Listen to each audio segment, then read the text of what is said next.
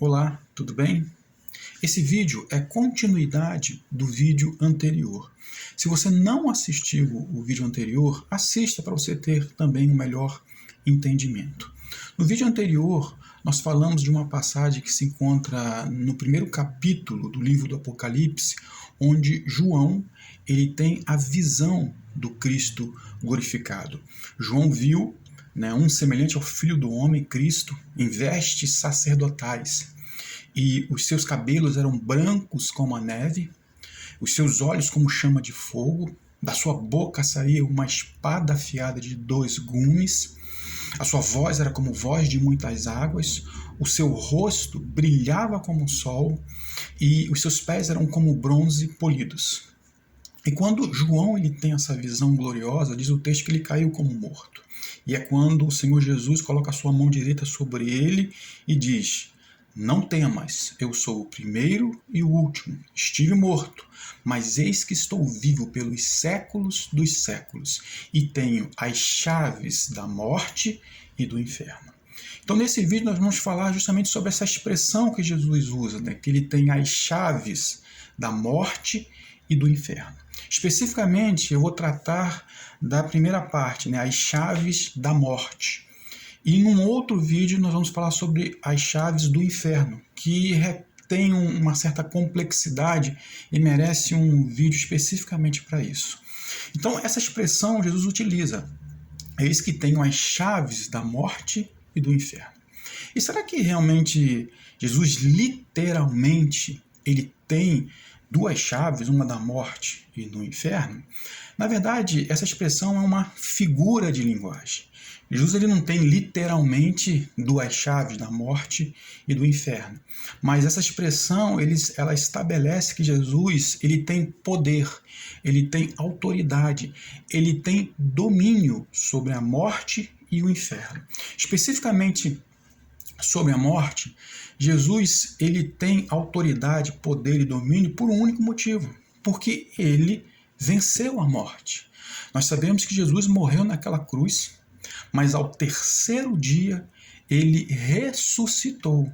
E hoje ele está assentado à direita do Pai, intercedendo por nós.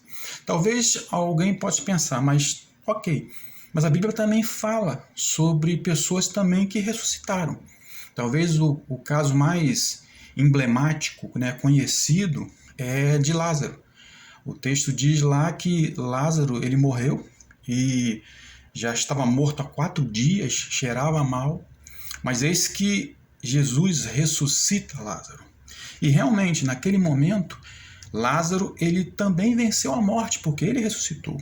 Só que foi uma vitória momentânea, passageira.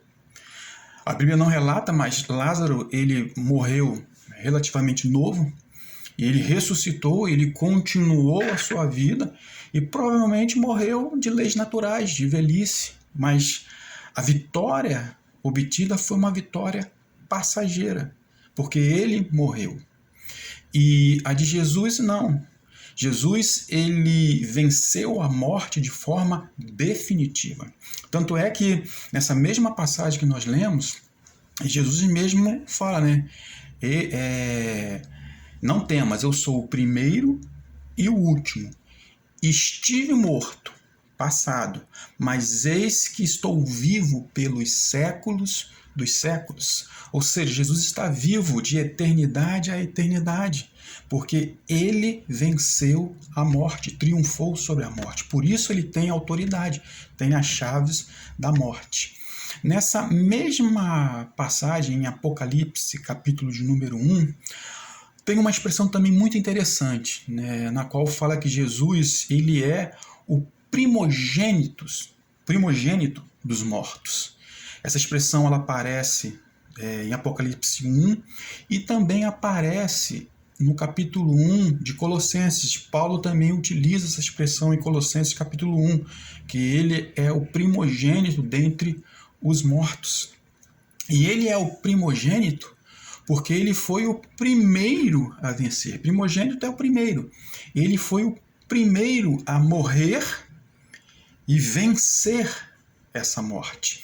E é interessante, se ele é o primogênito, ele é o primeiro, Com certeza haverão outros que também vencerão a morte. Então, todos aqueles que morreram em Cristo também um dia vencerão. E vencerão a morte na sua segunda vinda, quando Jesus voltar.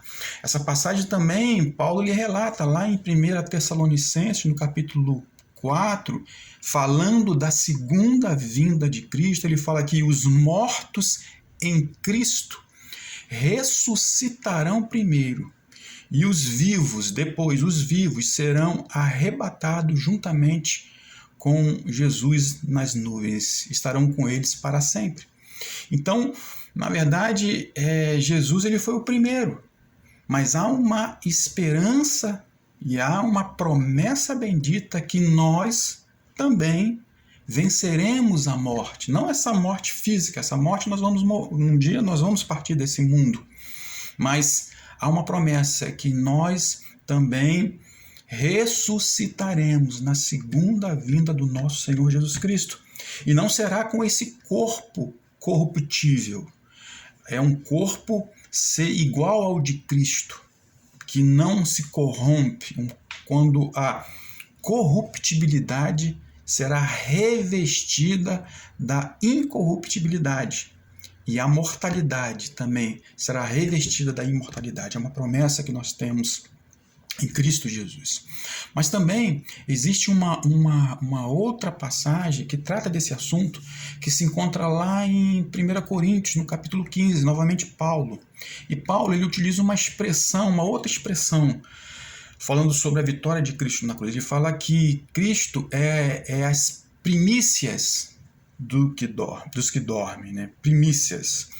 E tem um texto lá em 1 Coríntios, no capítulo 15, no verso 20, que diz assim: mas de fato, Cristo ressuscitou dentre os mortos, sendo ele as primícias dos que dormem. Essa questão dos que dormem, dos que morrem, ele é as primícias, é o primeiro fruto. As primícias são os primeiros frutos da colheita, são os frutos de excelência, é o fruto melhor.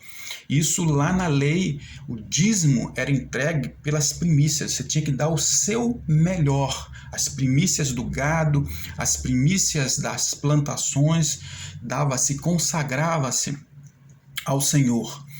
E Jesus, ele se fez primícias entre nós. E é interessante, isso tem um simbolismo muito forte, porque o nosso Deus, ele não entregou algo sem valor, não. Ele entregou o seu melhor. Ele entregou o seu Filho Jesus para morrer na cruz por mim e por você. Deus, soberanamente, ele podia enviar talvez um anjo aqui para morrer na cruz por mim e por você, não. Ele enviou o seu Filho e entregou o seu melhor. E isso nos aponta que nós que amamos a Ele devemos também dar o nosso melhor para Cristo. É por isso que nessa mesma passagem, 1 Coríntios, capítulo 15, Paulo ele fala, olha, se a nossa esperança em Cristo se resume nesta vida, nós somos os mais infelizes de todos os homens. A nossa esperança maior não está nesta vida, porque essa vida um dia vai passar, vai acabar. Mas Deus ele tem preparado uma eternidade para mim e para você. E isso está acima de qualquer situação, de qualquer adversidade que nós podemos passar nesta vida. Fica aqui esse recado, que você possa ter entendido, né, que Jesus, por isso, ele tem a chave, né, da morte, ele tem autoridade, poder e domínio sobre essa morte. Né? Que Deus possa te abençoar e que nós possamos nos encontrar no próximo vídeo. Nós vamos falar no próximo vídeo sobre a chave que Jesus tem do inferno. Uma revelação tremenda também que vai abençoar a sua vida. Fico por aqui. Deus te abençoe em nome de Jesus.